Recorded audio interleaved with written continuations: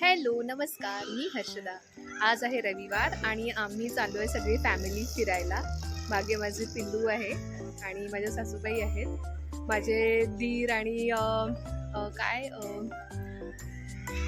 दीराची बायको.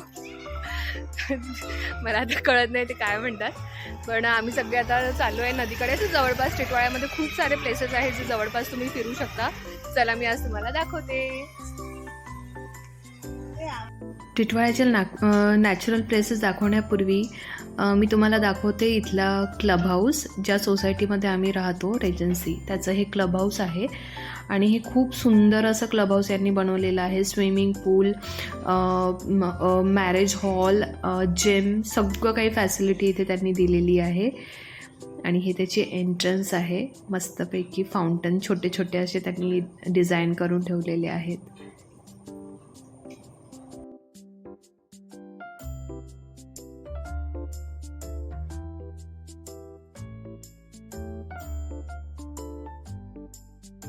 हे काका काकू इथे स्वागतासाठी उभे आहेत. हे इथलं एंट्रन्स हॉल आहे. इथे सोफा बसायची सोय आहे. त्याचप्रमाणे इथून आतमध्ये आपल्याला जायचं असतं आणि आतमध्ये एंट्री केली की सगळ्या फॅसिलिटीज आपल्याला बघायला आणि यूज करायला मिळतात.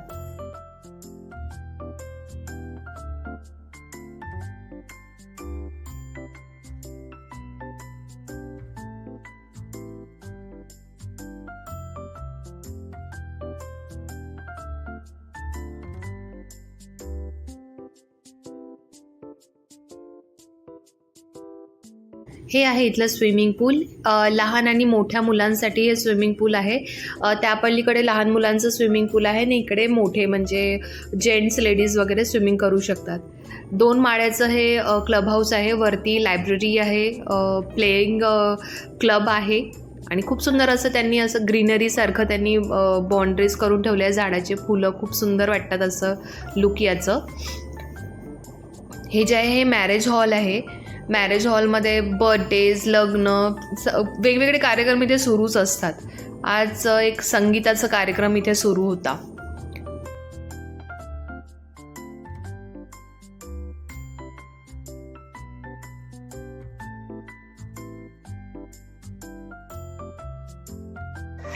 सो हे आहे रेजन्सी सर्वांचं क्लब हाऊस. इथे सगळ्या फॅसिलिटीज आहेत जे की मी तुम्हाला आता दाखवलेलं आहे. पुढे आता आपण बाहेर जाणार आहोत फिरायला. I will show you the details.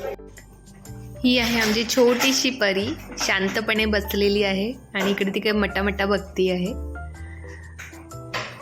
ह्या आमच्या 2 मुली मस्ती करतायत इकडे. खूप मस्ती करतात. ते क्लब हाऊसमध्ये आले की खूप एन्जॉय करत असतात. सो आता आम्ही चाललो आहे टिटवाळ्याच्या विपश्यना सेंटरला. जसं पगोड्यामध्ये एक मोठं विपश्यना सेंटर आहे, तसंच टिटवाळ्याला सुद्धा एका गावामध्ये विपश्यना सेंटर आहे. आणि आम्ही आता तिथे चाललेलो आहे, जे की लोणते गावामध्ये आहे.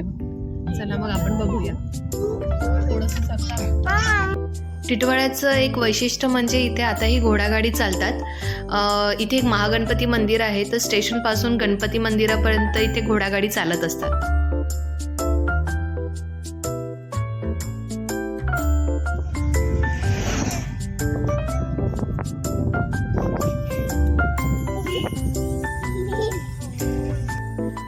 हा सुंदर असा रोड काळू नदीकडे जाणारा आहे.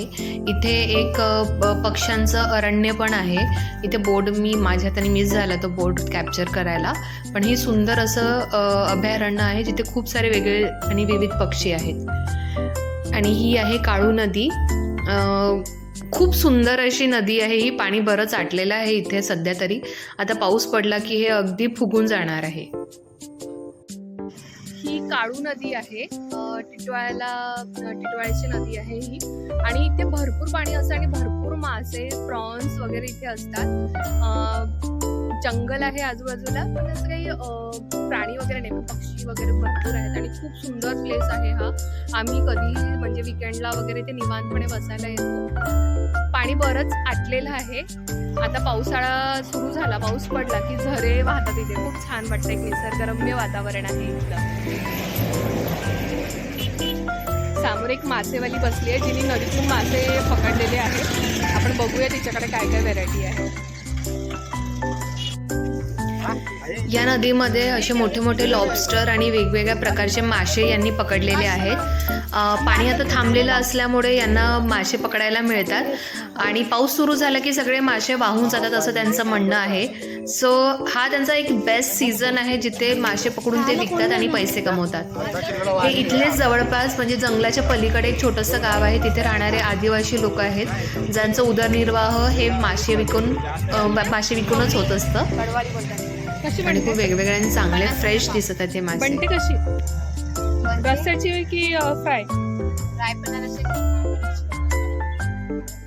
कुठून? इथून नदीवरून पकडली आहे लॉबस्टर. आणि काय आहे अजून? प्रॉन्स वगैरे पण आहे का नदीमध्ये?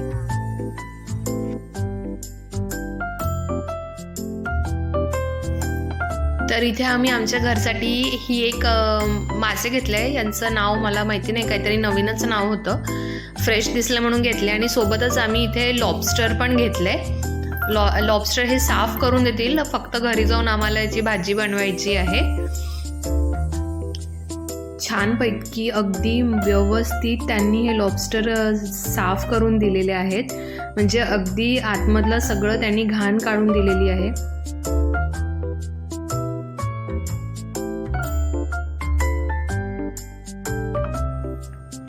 सुंदर अशी आकाशातली ही गुलाबी छटा.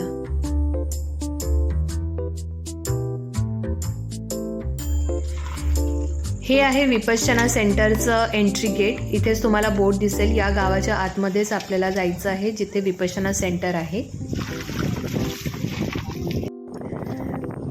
अगदी रुंद असा छोटासा हा रस्ता आहे.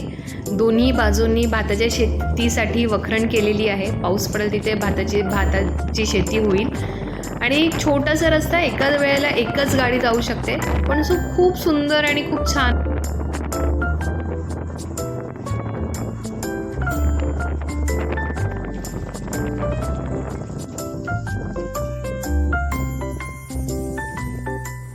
या छोट्याशा झोपडीमध्ये एक आदिवासी फॅमिली राहते आणि आम्ही आमच्या मुलींना घेऊन इथे येत असतो कारण यांच्याकडे खूप सारे बकरे आहेत आणि माझ्या छोट्या मुलीला बकऱ्याचं पिल्लू पकडायला खूप जास्त आवडतं.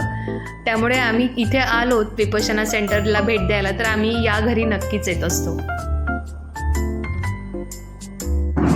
तिच्या आजूबाजूला असं एक जंगल आहे. जंगल इन द सेन्स दाट अशी झाडी आहे इथे. इथे मोर आहेत, ससे आहेत आणि रानडुक्कर सुद्धा इथे येत असतो. त्यामुळे यांना आपल्या बकऱ्यांना खूप जपून असं सांभाळून ठेवायचं असतं.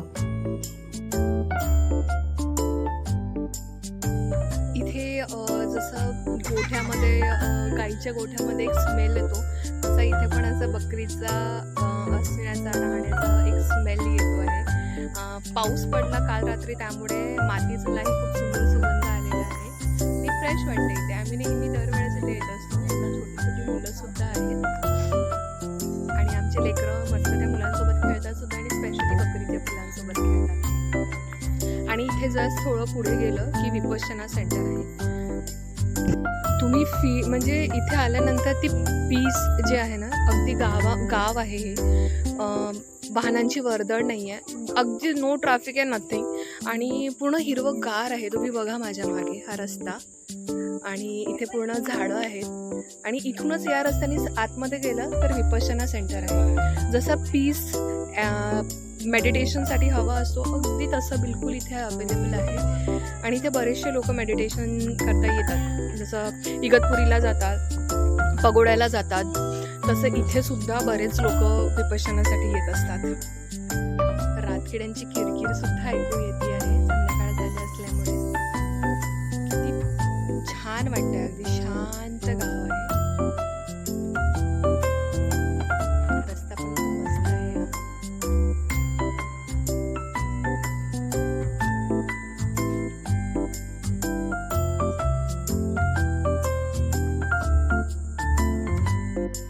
तर हे माझ्या छोट्या मुलींनी मस्तपैकी बकरीचं पिल्लू पकडलेलं आहे हातामध्ये.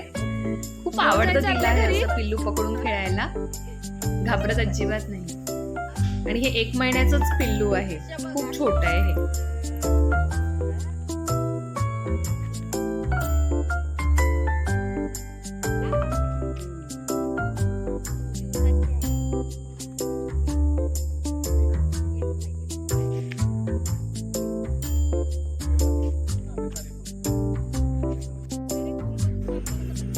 आता आम्ही निघालो इथून आणि आम्ही चाललोय विपश्यना सेंटरकडे.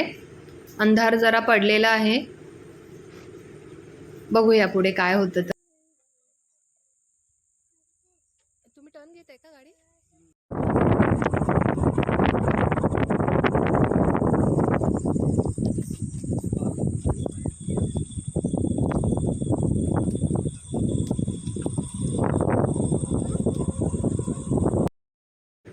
तर हे आहे विपश्यना सेंटरचं एंट्री गेट.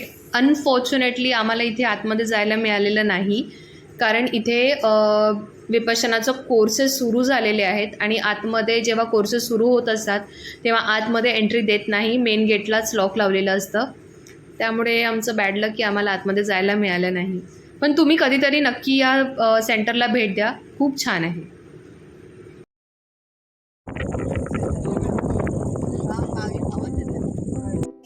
सो आम्ही आलो आहे आता रिटर्न. अनफॉर्च्युनेटली विपश्यना सेंटर बंद होतं कारण की तिथे कोर्स सुरू होता. पण बाहेर जाऊन आलो, छानपैकी फिरलो, खूप मज्जा आली. पोरींनी पण मज्जा केली. आम्ही वडापावसुद्धा खाल्ला. आता बॅक टू होम आणि जे आम्ही फिश घेतली आहे ते सगळं बनवूया. थँक्यू सो मच माझा व्हिडिओ बघण्यासाठी. Have a great time. Take care.